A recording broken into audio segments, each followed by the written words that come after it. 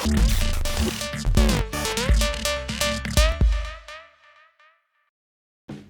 guys, DartZone here. So today we're going to look at the upgrade for the LP55. So currently what I have here is a 79.5 barrel and a 113mm barrel, and also I have the 6 kilo and the 8 kilo. Now I know that I think there is a 10 kilo and a 13 kilo available nowadays, but this is what I have. So I'm going to take a look at how it affects the so-called the performance of this blaster. Yeah. Alright, now I've opened up the blaster. Immediately I have some interesting find. Now for this piece itself, by the way, I would suggest you open it this facing up, this orientation, because some of the springs are and the catch is over here. Anyway, the first piece is this guy, and the barrel itself, they actually super glue it, right? So you have to remove it. So how do I do it? Okay, I'll boil water, right? Just use your kettle, boil your water, and then basically submerge the entire piece into the so-called, you get a container and submerge the entire piece, leave it there for about 5 minutes, 10 minutes, then remove it, then rinse it with cold water, then you can try to twist it out. Now if the first attempt doesn't work, you can repeat the process, submerge this entire piece, whole piece, submerge into the hot water that you prepare, about 5 to 10 minutes, remove it, rinse it with the water, okay, cold water or anything, tap water, and then remove it. And then after a while you should be able to kind of twist it and eventually remove it pretty cleanly, right? And then you just kind of prepare the surface, and then you can actually put this in. So there is a kind of a O-ring over here, so I believe the fit is actually pretty good. So I'm going to do that later on. And then the spring itself, the one I removed is actually already rust. Okay, so I'm going to try the first 6 kilo spring. Okay, yeah, and I realized, of course, the spring, one side is actually, the diameter is actually smaller than the other side. The other side is actually wider for the diameter.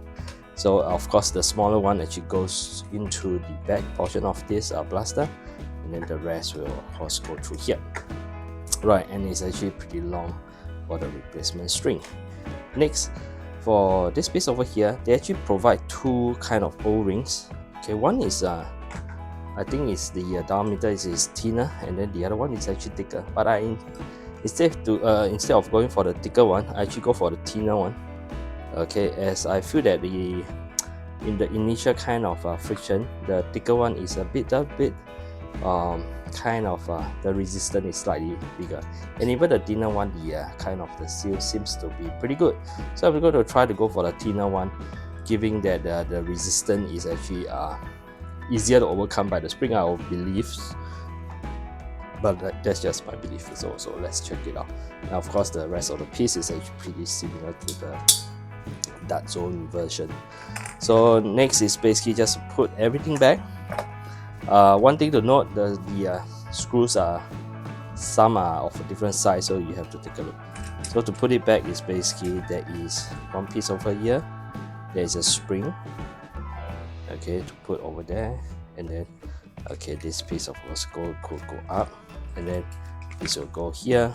Okay, so it's much of a simplified version of the DartZone Mark II, and then the rest will just go in place where it came out from, and we can fit it up and do our testing. Yeah.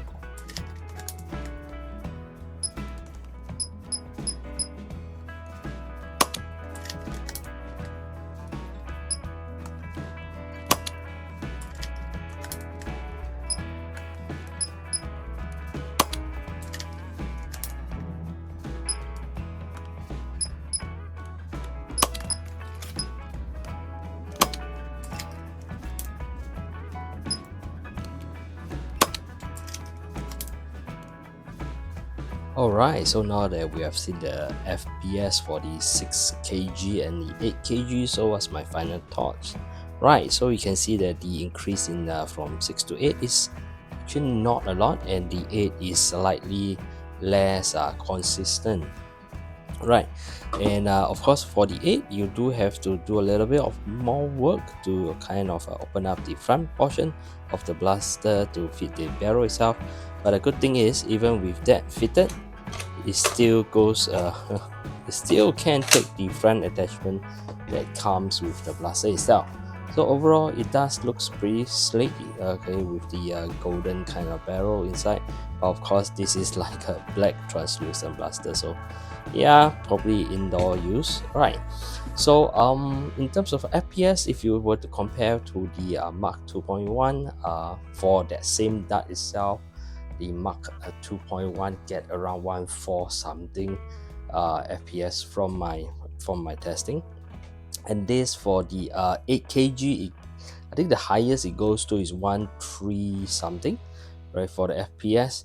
And I did mention that there is still a 10 kg spring available.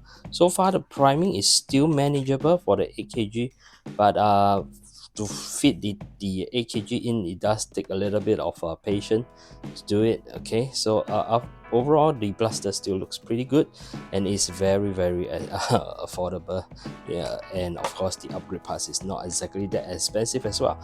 And quite a number of people actually says that they actually prefer the kind of the look of this particular blaster, and also the grip is a lot smaller, as well as the magazine release is right at where they wanted to, and they can just pull it out. Although it doesn't gravity mag, okay, but it does have a good kind of position for the magazine release. Right, so again, the plastic quality, it doesn't match the DartZone, of course. Well, that's what you get, right? Okay, for the I mean, what for the price, I think this is really a very good value.